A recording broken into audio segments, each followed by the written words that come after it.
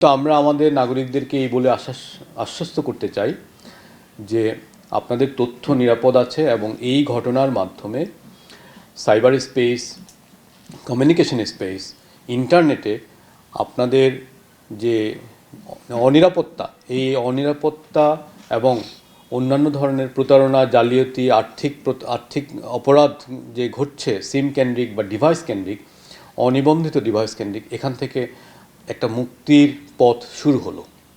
অর্থাৎ আমরা ধীরে ধীরে আপনাদেরকে নিরাপদ কমিউনিকেশন মিডিয়াম, নিরাপদ ইন্টারনেট এবং নিরাপদ ডিভাইস দিতে সক্ষম হব। একটা রেগুলেটরি টুলস যখন আসে তখন বিভিন্ন ধরনের সমস্যা হয়। এই সমস্যাগুলোকে আমরা খুব দ্রুততার সাথে সমাধান করে ফেলেছি।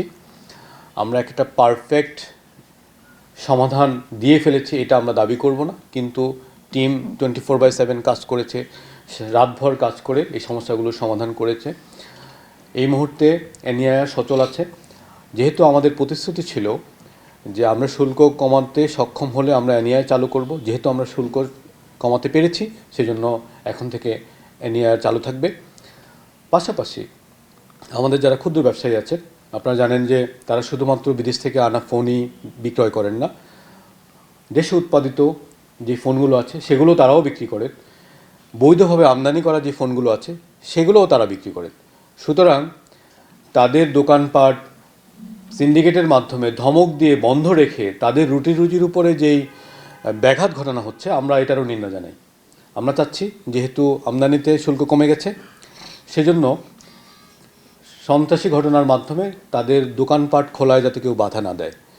এবং আমরা আশ্বস্ত করেছি, বিটিআরসি একাধিকবার আমাদের গণমাধ্যমের কর্মীদের মাধ্যমে জানিয়েছে যে 1 জানুয়ারির আগে যেই ডিভাইসগুলো দেশে এসেছে সেগুলো সচল হোক কিংবা অবিকৃত থাকুক, সেগুলোকে আমরা বৈধ করে নিব।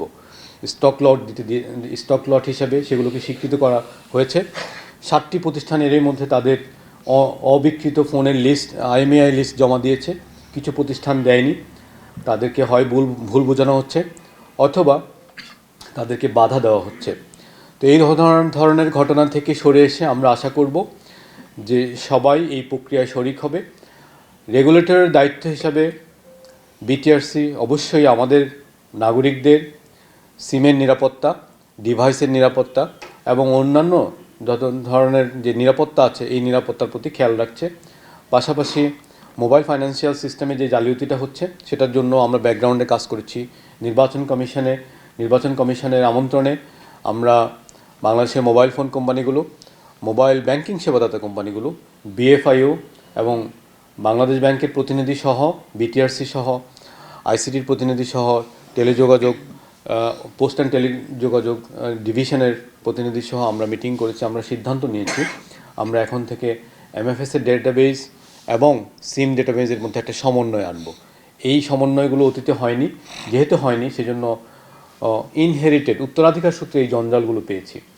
এখন যেহেতু ব্যক্তির অগোচরে অনেক সিম আছে, ব্যক্তির অগোচরে অনেক ডিভাইস আছে এবং ব্যক্তির অগোচরে অনেক মোবাইল ব্যাংকিং অ্যাকাউন্ট আছে, এই সমস্যাগুলোর সমাধানে বিটিআরসি সহ বাদবাকি যারা রেগুলেটর আছেন, NID ডেটাবেজের যারা স্বত্বাধিকারী আছেন, বাংলাদেশ ব্যাংক সহ BFIO ফাইন্যান্সিয়াল ইন্টিগ্রিটি ইউনিটের যে রেগুলেশনগুলো আছে সেগুলোকে কিছুটা সময় দিতে হবে।